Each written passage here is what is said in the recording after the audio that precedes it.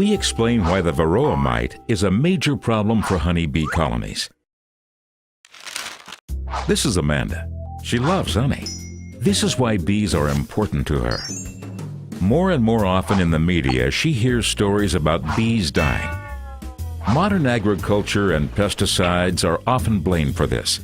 Since bees are important to Amanda, she is unsure of how she should feel about modern agriculture.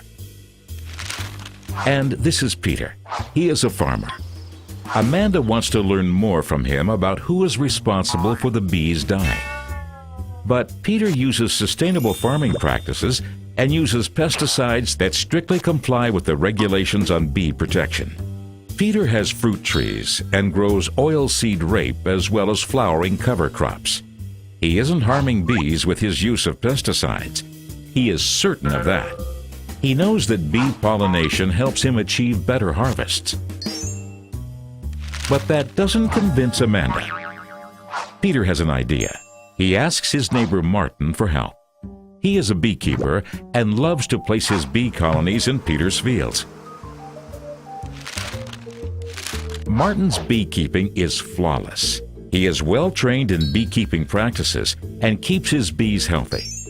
He explains that the primary reason for the bees' poor health is the Varroa mite, a bee pest from Southeast Asia that was introduced to Europe around 40 years ago.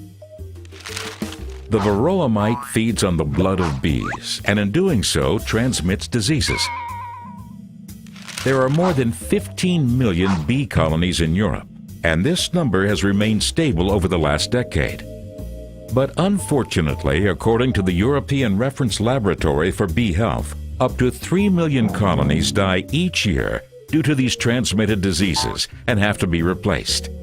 Very few bee colonies are harmed by agricultural factors, and in particular by the misuse of pesticides. Australia's agriculture is equally as productive, and like Europe, also uses pesticides.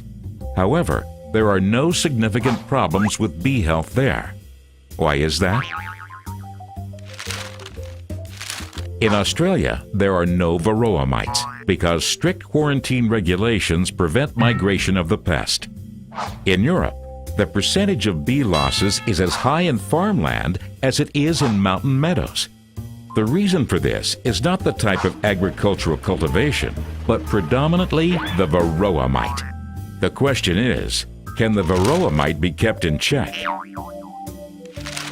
Yes, this requires a lot of diligence by all beekeepers.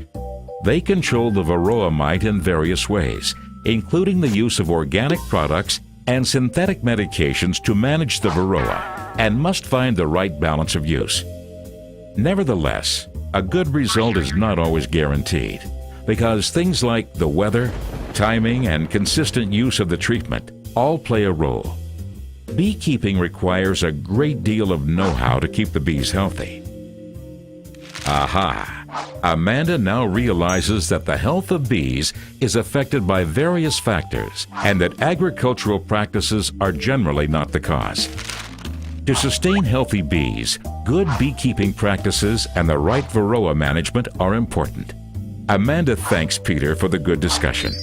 Now she knows that particularly the Varroa mite endangers the honeybees and that the bees' well-being is very important to Peter too.